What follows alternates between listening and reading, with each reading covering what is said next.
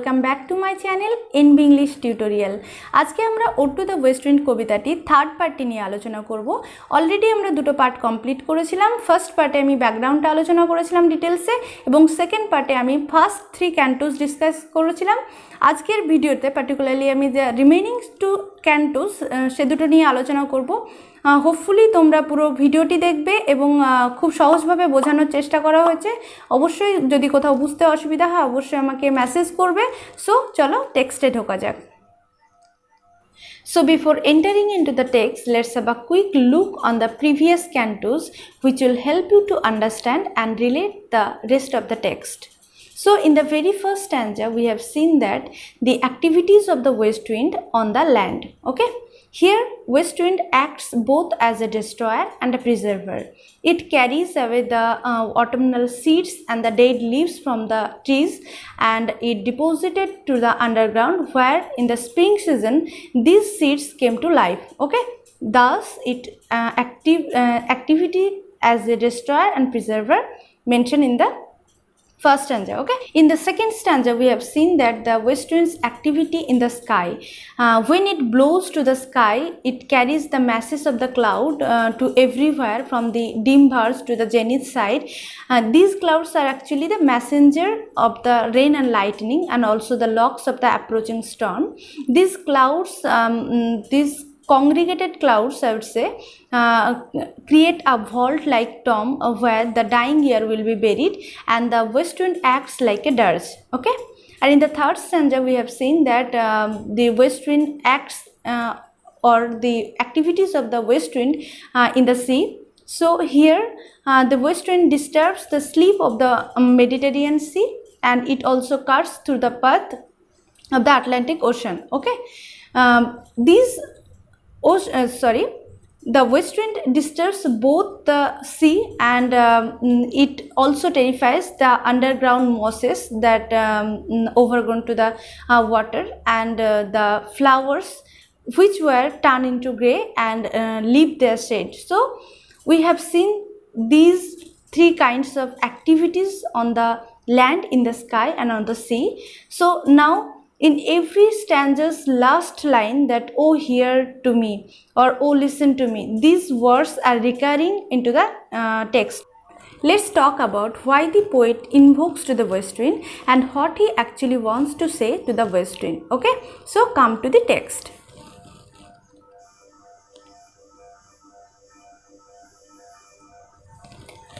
So আজকে আমরা 4th ক্যান্টোসটি নিয়ে পড়ব। And in this cantos the poet actually turns his attention to himself and he actually compares and contrasts himself with the west wind. Okay, so let's read the text. If I were a dead leaf thou mightest bear, if I were a swift cloud to fly with thee, a wave to pant beneath thy power and share. Okay, so the very first line, if I were a dead leaf, ঠিক আছে, here the poet actually wants R actually wishes to a dead leaf. সে একটা ইচ্ছা পোষণ করছে যে আমি যদি একটা মৃত পাতা হতাম কি করতে, thou mightest bear, তুমি হয়তো আমাকে বয়ে নিয়ে যেতে। ওকে, ওয়েস্ট উইন্ডকে বলছে যে আমি যদি একটা মৃত পাতা হতাম তো তুমি হয়তো আমাকে বয়ে নিয়ে যেতে। If I were a Swift cloud to fly with the, অথবা আমি যদি একটা দ্রুত গতি সম্পন্ন একটা ক্লাউড হতাম, মেঘ হতাম, অর্থাৎ আমি যদি একটা ভাসমান মেঘ হতাম তাহলে তোমার সঙ্গে উড়ে যেতাম। আ ওয়েভ টু প্যান্ট বিনিথ দাই পাওয়ার, অথবা যদি একটা ঢেউ হতাম তাহলে তোমার ঢেউয়ের সঙ্গে আমি কি সামনে এগিয়ে যেতাম। Okay, and share the impulse of thy strength only less free thou o uncontrollable. Okay, so এইখানে কি বলছে যে and share the impulse of the strength, এবং তোমার স্ট্রেংথ শক্তির যে গভীরতা বা শক্তির যে তীব্রতাটা, ইম্পালসটা, সেটা কি আমি অনুভব করতাম। Okay, only less free than thou, যদিও আমার গতিবেগটা তোমার গতিবেগের থেকে কম হতো। O uncontrollable, O uncontrollable or O unstoppable, O tameless west wind. Okay, so here the poet actually holds his own despondency এবং সে তার হতাশা তুলে ধরছে যে he actually wishes to be a cloud, a leaf and wave, why মানে কেন সে এইরকম leave wave ক্লাউডের মতো হতে চাইছে? Because he actually wants to share the power of the west wind. Okay, west উইন্ডের যে পাওয়ারটি রয়েছে সেটাকে শেয়ার করতে চাইছে। এখানে দেখো power, strength, okay, and the uncontrollable nature of the west wind এখানে কিন্তু হাইলাইট হয়েছে। ওকে, আর লেস ফ্রি দেন দাও বলছে, কারণ যদিও ওয়েস্ট উইন্ডের পাওয়ারটা পোয়েট শেয়ার করবে, বাট এই পাওয়ারের তীব্রতাটা কিন্তু ওয়েস্ট উইন্ডের পাওয়ারের তীব্রতা থেকে অনেক কম। অ্যাকচুয়ালি ওয়েস্ট উইন্ড কিন্তু পোয়েটকে কন্ট্রোল করবে। ওকে, যেমন সে কি ল্যান্ডে কন্ট্রোল করে, স্কাই কন্ট্রোল করে এবং সমুদ্রকে কন্ট্রোল করে, সিমিলারলি পোয়েট চাইছে যে ওয়েস্ট উইন্ডটা যেন তাকেও কন্ট্রোল করুক। ওকে,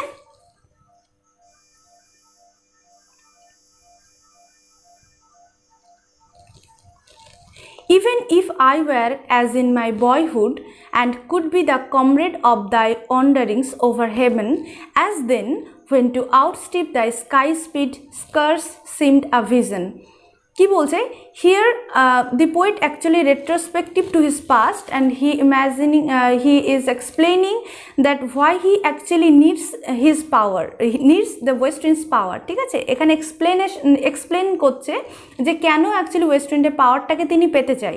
ওকে, if I were in my boyhood, যদি আমি আমার শৈশবকালে, অর্থাৎ যদি আমি আমার বয়হুডে, বাল্যকালে বা কৈশোরকালে যদি আমি থাকতাম, and could be the comrade of thy wanderings, এবং could be the comrade means could be the companion or friend, অর্থাৎ যদি আমি তোমার সঙ্গী হতাম বা বন্ধু হতাম, of thy wanderings over heaven, তুমি যখন আকাশে চলাফেরা করো বা আকাশে তুমি যখন wanderings means roaming about, ঠিক আছে, মানে তুমি যখন আকাশে ঘুরে বেড়াও তখন আমি কি এখানে কি বলছে, তোমার আকাশে চলার গতির সঙ্গে তোমার বন্ধু হতাম, অর্থাৎ সঙ্গী হতাম যদি আমি আমার বয়হুডে থাকতাম। ওকে, অ্যাজ দেন, তখন, অ্যাজ দেন বলতে ইন হিজ বয়হুড, তখন কি হতো, হোয়েন টু আউটস্ট্রিপ দাই স্কাই স্পিড, বলছে কি তখন when to outstrip means when to overcome, outstrip মানে ওভারকাম বা সারপাস করে যাওয়া, তোমাকে পিছে ফেলা বা তোমাকে ছাপিয়ে যাওয়া, তোমার যে স্পিডটা স্কাই স্পিড, হিয়া স্কাই স্পিড বলতে কিন্তু মানে আনকন্ট্রোলেবল নেচারকে বলছে। ঠিক আছে, যে আকাশ কিন্তু দেখবা সবসময় আকাশের যে গতি, অর্থাৎ ল্যান্ডে যদি কোনো কিছু প্রবাহিত হয় সেটা কিন্তু তার গতি কিন্তু ত্বরান্বিত হয়, অর্থাৎ বাধাপ্রাপ্ত হয়, কিন্তু আকাশের যে গতিবেগ সেটা কোনো কিছু দ্বারা বাধাপ্রাপ্ত হয় না, তাই তার তীব্রতাটা কিন্তু গভীর এবং গভীরতর হয়। সো সেইটাই বলছে যে তোমার যে আকাশের গতি সেটাকে আমি আউটস্ট্রিপ করতাম, অর্থাৎ ওভারটেক করতাম, স্কার্স সিমড আ ভিজন। আর এই যে ওভারটেক করা এটা কিন্তু কখনোই ইম্পসিবল মনে হতো না, it seemed and it did not seems an impossible thing. Okay, বলছে এটা ভিশন মানে কি actually that is not reality. ঠিক আছে, so this is not unreal, এটা কিন্তু অসত্য মনে হতো না যদি আমি আমার বয়হুডে থাকতাম। Okay, so here the poet actually mourning about his passing days. Okay, তার passing days এর জন্য সে দুঃখ প্রকাশ করছে। he is not in his youthful time or in his boyhood, তার বয়হুডে সে কি ছিল, টেমলেস ছিল, সুইফট ছিল অ্যাজ দ্য ক্লাউড, এই ক্লাউডের মতোই কিন্তু আনস্টপেবল নেচার ছিল তার, সে দুরন্ত গতিতে যেখানে খুশি যেতে চাইতো, তাকে কোনো কিছুই আটকে রাখতে পারতো না, অর্থাৎ বাধাগ্রস্ত হতো না।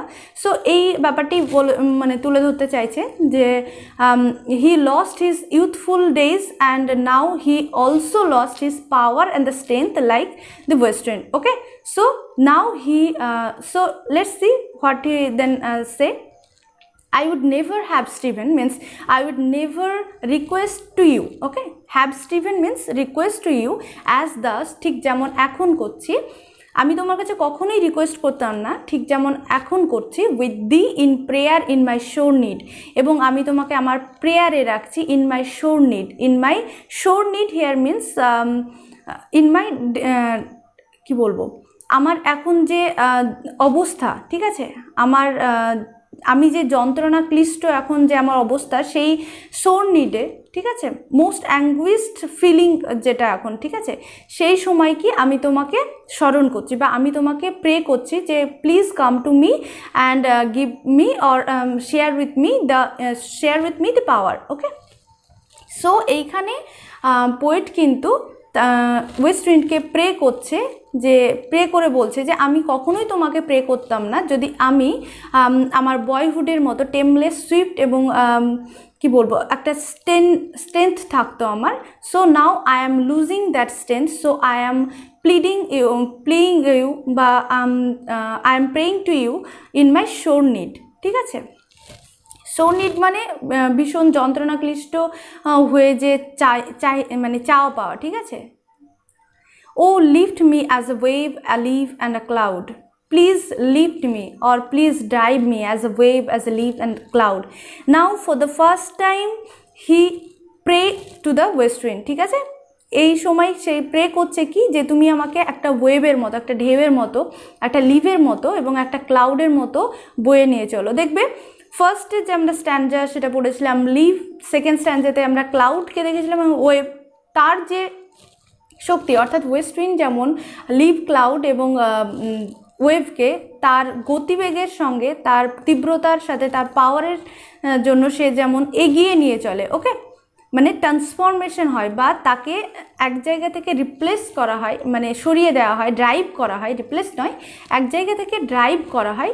Similarly the poet actually wants his power, west winds power to drive himself. Okay, তার যে মানে যন্ত্রণার ক্লিষ্ট যে সময়টা বা তার যে অ্যাঙ্গুইশ, পার্সোনাল ডেসপন্ডেন্সি, তার যে হতাশা, সেগুলো যেন মানে শেষ হয় বা সেইগুলো থেকে যেন সে মুক্তি পায়, সেটার জন্য ওয়েস্ট উইন্ডের কাছে প্রে করছে। ওকে, I fall upon the thorns of life, I bleed, and this is the most important line. তোমরা হয়তো অনেকেই শুনে থাকবে, এটা একটা proverbial line. I fall upon the thorns of life, I bleed. Okay, আমি জীবনের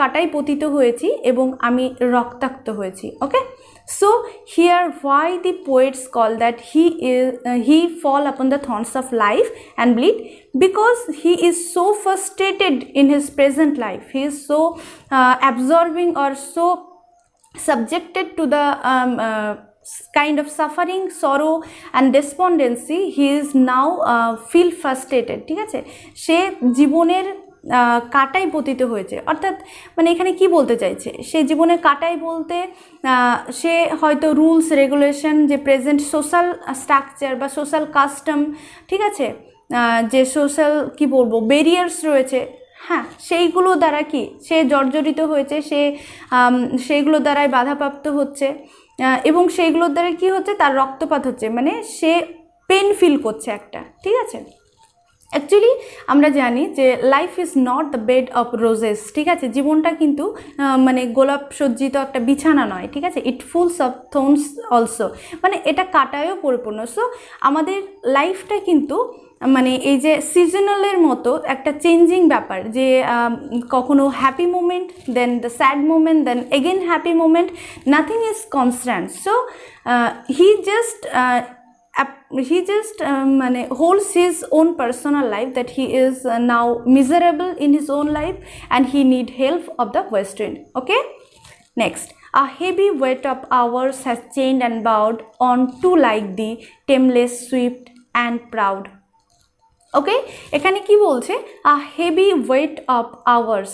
ঠিক আছে, মানে heavy weight of hours means here the poet's own personal life, the life span or the passing time. ঠিক আছে, যেটাই বলবে যে তার যে চলার পথে যে মানে তার যে জীবনটা, ঠিক আছে, সেটা কি করেছে, তাকে চেঞ্জ করেছে।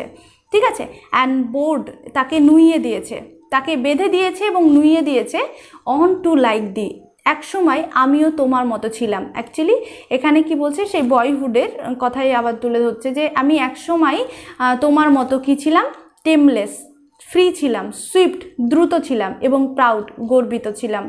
ওকে, সো লাস্ট দুটো লাইন বোঝাতে পারলাম যে এইখানে heavy weight of hours has chain and bowed বলতে the poet actually wants to mean that he is now binded by the social customs, rules, regulation and the time that he passing.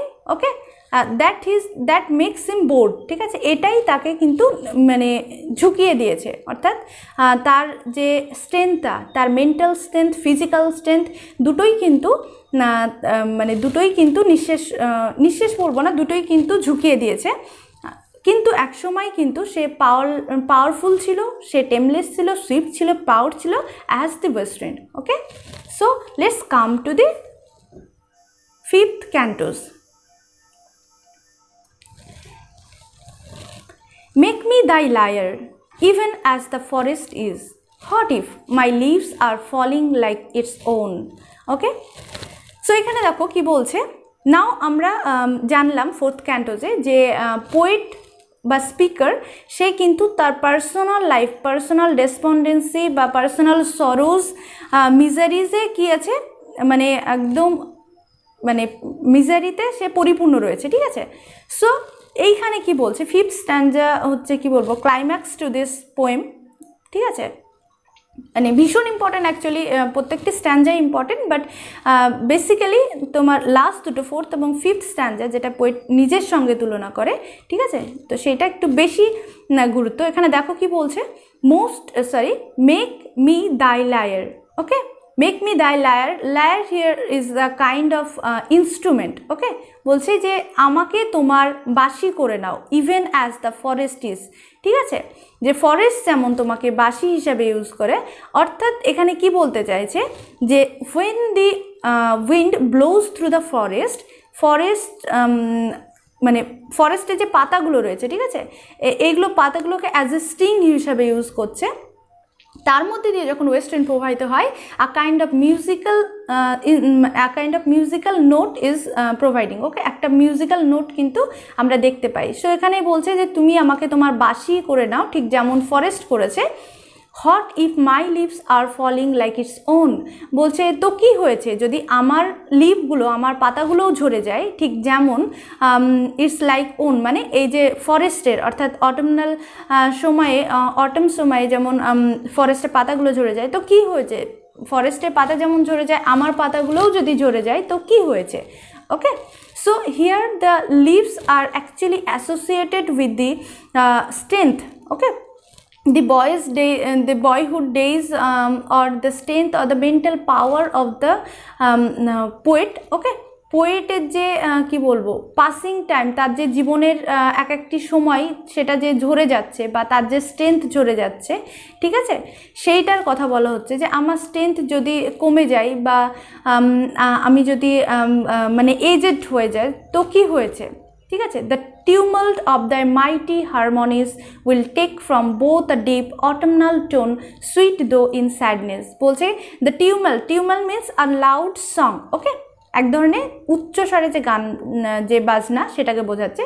of thy mighty harmonies, তোমার এই যে হারমোনিস, তোমার এই যে সুর, will take from both a deep, বলছে কি যে আমাদের দুজনের থেকে, here the poet himself and the nature. Okay, autumnal tone, sweet though in sadness, যদিও এটা মানে সুইট, যদিও এটা দুঃখে ভরা, বাট এটা অনেকটাই মিষ্টি। ওকে, অ্যাকচুয়ালি এই তিনটে লাইনে অ্যাকচুয়ালি কি মিন করতে চাইছে, the poet actually talks about, মানে thinks about himself actually, that he is in a kind of situation or in a moment of autumnal season of his life. Okay, সে যেন autumn সিজনে, তার জীবনে যে autumn season সেটাই মানে পৌঁছে গেছেন। ওকে, অ্যাকচুয়ালি কিন্তু যদি তোমার লাইফ স্প্যান দেখো, পোয়েটের লাইফ স্প্যান দেখো শেলির, ডেফিনেটলি মানে এটা একটা কি বলবো, ডেফিনেটলি সে কিন্তু অটম লাইফে, কারণ তার 2 বছর পরেই কিন্তু শেলি মারা যায়। সো অ্যাজ ইফ এটা তার একটা স্পিরিচুয়াল বায়োগ্রাফি, অটোবায়োগ্রাফি। ওকে, সো এখানে বলছে যে ঠিক আমার যেমন লিভসগুলো আস্তে আস্তে খসে পড়ছে, অর্থাৎ মানে যে পাসিং, তার যে বয়হুড ডেজ বলো বা তার যে এনার্জি বলো, তার স্ট্রেংথ বলো, সেটা যেমন আস্তে আস্তে হারিয়ে ফেলছে, ঠিক আছে, যেমন গাছেরা তাদের পাতাগুলো ঝরিয়ে ফেলে, ঠিক আছে। সো এইখানে যে একটা মাইটি হারমোনি ক্রিয়েট হচ্ছে, মানে কি পোয়েট অ্যাকচুয়ালি মানে বলতে চাইছে যে ওয়েস্ট উইন্ড যেমন ফরেস্টের মধ্যে দিয়ে প্রবাহিত হয়, ফরেস্টের পাতাগুলোকে ঝরিয়ে নেয় for the rebirth and regeneration. Okay, similarly পোয়েটের মধ্যে থেকে কি বলছে যে তুমি আমার মাইন্ডের মধ্যে দিয়ে প্রবাহিত হও এবং আমার মাইন্ডে যে ডিপ থটগুলো রয়েছে, যে আইডিয়াসগুলো রয়েছে, সেইগুলো তুমি স্ক্যাটার করো। সেটা পরে আসছে।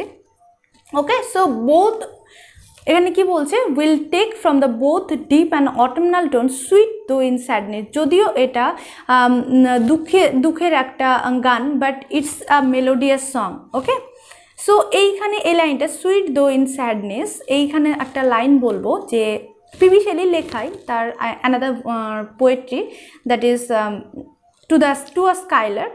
ঠিক আছে, টু আ স্কাইলার্ক, সেই কবিতাটাই কি বলেন যে the sweetest songs are those that tells of us the saddest thought. ঠিক আছে, সেই সমস্ত গান যেগুলো, সে সমস্ত গান, সুইটেস্ট সংস আর দোজ, ঠিক আছে, সুমিষ্ট গান সেগুলোই যেগুলো আমাদেরকে স্যাডেস্ট থট প্রোভাইড করে। ঠিক আছে, সো এখানে মানে সার্থকতা অ্যাকচুয়ালি, মানে দেখবে তোমরা যদি কোনো একটা কমেডি ফিল্ম বা কমেডি নাটক দেখো, সেখানে দেখবে যে একটা মিলনাত্মক যদি হয়, যে হ্যাপি এন্ডিং কিন্তু আমরা নিতে পারি না অ্যাকচুয়ালি, আমরা ফিল করি মানে ততটা কানেক্টেড ফিল করি না। বাট মানে একটা যদি ট্র্যাজেডি তোমরা দেখো, সো যেখানে একটা অমিল থেকে যায় বা যেখানে একটা অসম্পূর্ণতা থেকে যায়, সেটা কিন্তু আমাদের হার্টকে টাচ করে। And this is general psychology. ঠিক আছে, মানে কারোর হ্যাপি কিছু শেয়ার করলে যতটা না আমরা অ্যাট্রাক্টেড হই, কিছু ট্র্যাজিক কিছু ঘটনা শুনলে কিন্তু আমরা ততটাই অ্যাট্রাক্টেড হই।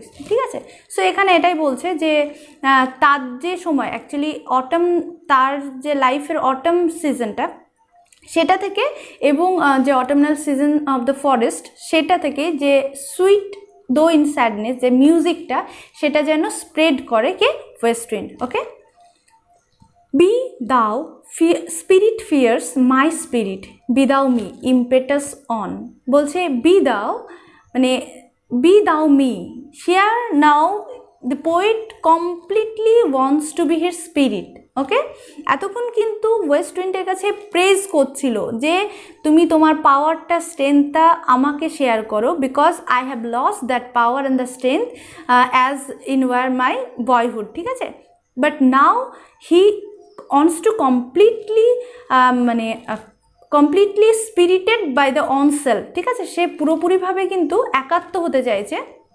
কি বলছে, be thou me my spirit, be thou me impetuous on.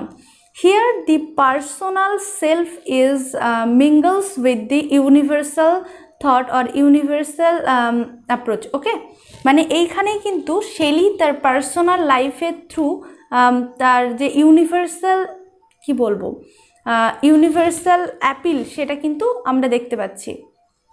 Okay, so here the nature and the man is now seems to be one. Okay, মানে একাত্ম হওয়ার যে অ্যাপিলটা, সেটা কিন্তু ওয়েস্ট উইন্ড, সেটা কিন্তু পোয়েট করছে to the west wind. Okay, drive my dead thoughts over the universe like withered leaves quicken a new birth. Now he again says that drive my dead thoughts, now blow through my mind and drive my dead thoughts over the universe. আমার যে মৃত থটগুলো, সেগুলো কি ইউনিভার্সে, বিশ্বে সেটা কি ছড়িয়ে দাও।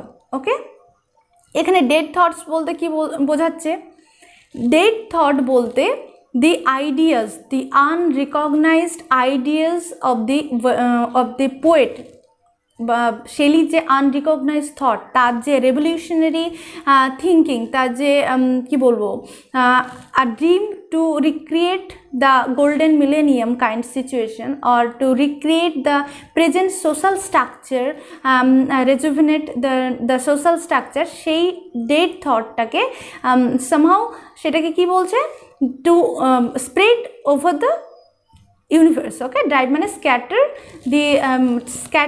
the dead thoughts, that is the ideas, to the universe like the withered leaves quicken a new birth, like the west wind scattered the leaves। ঠিক আছে, ওয়েস্ট উইন্ড যেমন লিভগুলোকে কী করে, স্ক্যাটার করে, ছড়িয়ে দেয় এবং তাকে ডিপোজিট করে আন্ডারগ্রাউন্ড। সিমিলারলি পোয়েট এখানে কি বলছে যে please blow through me and leave my dead thoughts and drive my dead thoughts scatter my dead thoughts to the universe, সবার মাঝে পৌঁছে দাও, বিশ্বে সবার মাঝে পৌঁছে দাও, and wither leaves to quicken a new birth, যেখান থেকে একটা নতুন কিছু সৃষ্টি হতে পারে। ওকে, সো এখানে লিভসের সঙ্গে লাইক মানে সিমিলি ইউজ করেছে।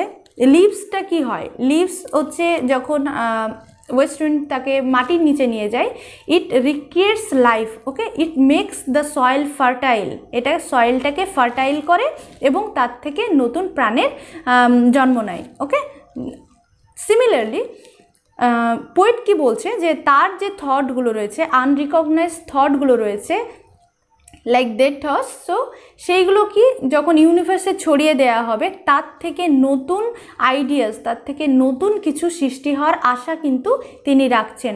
হি ইজ অলওয়েজ মানে তিনি কিন্তু সবসময় একটা আশাবাদী লেখক, ওকে, আশাবাদী কবি। সো দেখো next, and by the incantation of this verse, scatter as from an unextinguished hearth ashes and sparks my words among mankind. Okay, so এখানে কি বলছে যে again by the incantation of the verse means by the magical power of the verse, okay, by the force of the by the force or the magical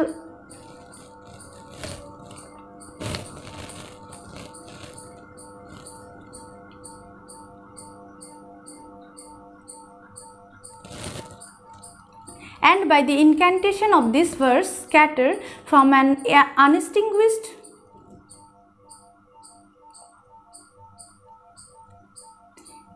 and by the incantation of this verse scatter as from an unextinguished hearth ashes and spark my words among mankind. Okay, again here the poet actually talks about his own poetry, ঠিক আছে, তার নিজের কবিতার সম্পর্কে এখানে বলছে যে by the incantation of this verse, okay, by the magical power of the verse কি হবে, scatter from an unextinguished heart, ছড়িয়ে পড়বে কি, as from the unextinguished hearth, hearth means a place of fire, ঠিক আছে, আগুন, একটা আগুনের মতো হার্ট, আমি হার্ট বুঝিয়েছিলাম ইউলিসেস পড়ানোর সময়।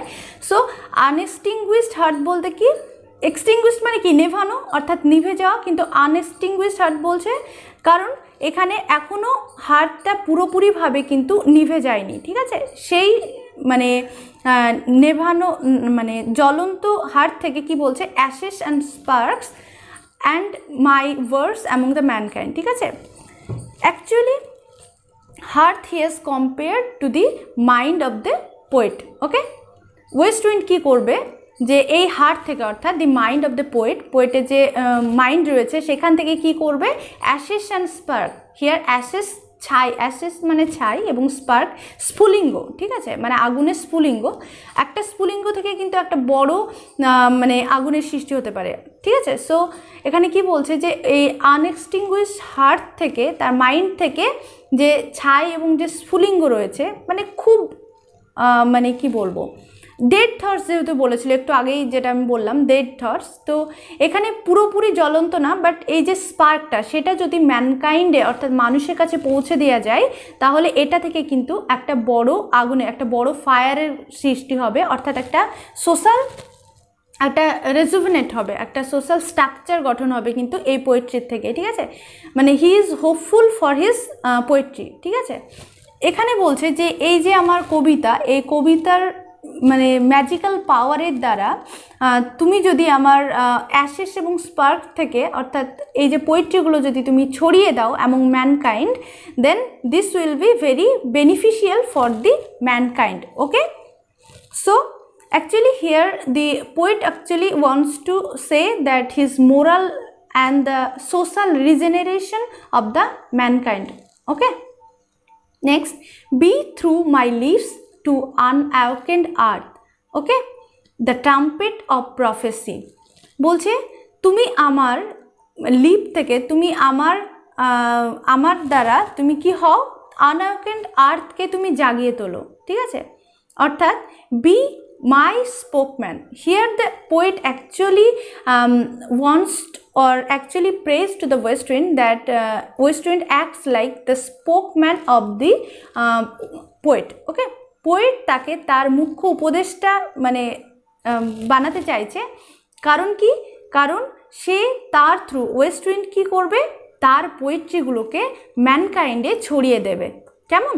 আর সেটাকে কি করবে? আনঅ্যাওকেন্ড আর্থ মিন্স ইনডিফারেন্ট পিপল, উদাসীন যে পিপল রয়েছে বা ম্যানকাইন্ড রয়েছে, হিউম্যান ওয়ার্ল্ড রয়েছে, যে যারা এখনও অ্যাওকেন্ড নয় অর্থাৎ জাগ্রত নয়, ঠিক আছে? জাগ্রত মেবি এটা সোশ্যালি হতে পারে, মোরালি হতে পারে বা পলিটিক্যালি হতে পারে। যারা জাগ্রত নয় সেই যে আনঅ্যাওকেন্ড আর্থ সেটাকে জাগিয়ে তুলতে বলছে। Okay, the trumpet of a prophecy, this is trumpet is a kind of instrument of a prophecy. এই যে প্রফেসি, ঠিক আছে, his ideas, his the better, the dream for a better society, vision for a better society, এই যে প্রফেসি, যে সে যে একটা প্রফেসি করছে যে ভালো একটা দিন আসবে, সেইটাকে ম্যানকাইন্ডের মধ্যে ছড়িয়ে দিতে বলছে। Okay, O wind, if winter comes can spring be far behind. So this is the final line and the proverbial line. এই লাইনটি কিন্তু climax of the poem. Okay, তো এই যে প্রোভার্বিয়াল অর্থাৎ প্রবাদ তুল্য যে কথাটা, এটা অনেকে ইউজ করে যে যে উইন্টার যদি চলে আসে, স্প্রিং সিজন কি খুব দূরেই? অর্থাৎ এই লাইনটার মধ্যে দিয়ে অ্যাকচুয়ালি পোয়েট কি সাজেস্ট করছে, দি decay and desolation of the winter season always followed by the life or the birth of the nature in spring season. Okay, spring সিজনের যে লাইফ এবং যে নতুন ক্রিয়েশন, সেটার দ্বারা কিন্তু উইন্টার সিজনটা কি হয়, উইন্টার সিজনের পরেই কিন্তু স্প্রিং সিজনটা আসে। তো সেটাই বলছে এখানে। Okay, so similarly or likewise the present age of exploitation or oppression made by man is definitely followed by a world set up by the regeneration of the mankind by the liberty, equality and fraternity। ঠিক আছে, অবশ্যই এই যে winter season, decay যে রিলেশনটা সেটা পার হবে এবং a world set up by the love, freedom and the equality, এই যে সময়টা ডেফিনেটলি সেটা আসবে। কবি এখানে ভীষণ আশাবাদী একজন কবি। হি ইজ নট অ্যান মানে he is not an pessimistic poet, he is always optimistic poet. ঠিক আছে, তার এই লেখার মধ্যে দিয়ে কিন্তু আমরা বুঝতে পারলাম যে তিনি কতটা আশাবাদী একজন কবি। সো কবিতাটি এখানেই শেষ হয়। তোমরা খুব সুন্দর, কবিতাটি একটু ডিফিকাল্ট মনে হলেও কিন্তু তোমরা যদি এটা মানে খুব ভালোভাবে বোঝার চেষ্টা করো, this is an amazing piece of writing, অসাধারণ একটা রাইটিং শৈলীর লেখা। সো ভীষণ এটা লজিক্যালি সিকোয়েন্স রয়েছে, এর মধ্যে অনেক কিছু রয়েছে। মানে আমি তো তাও রেটরিক বলো, তোমার আদার্স যে ফিগার অফ স্পিচ, সেগুলো আমি মেনশন করলাম না। তোমরা কোথাও হয়তো সেটা রিলেট করতে পারতে না যদি মানে টেক্সটের সঙ্গে ইনক্লুড করতাম।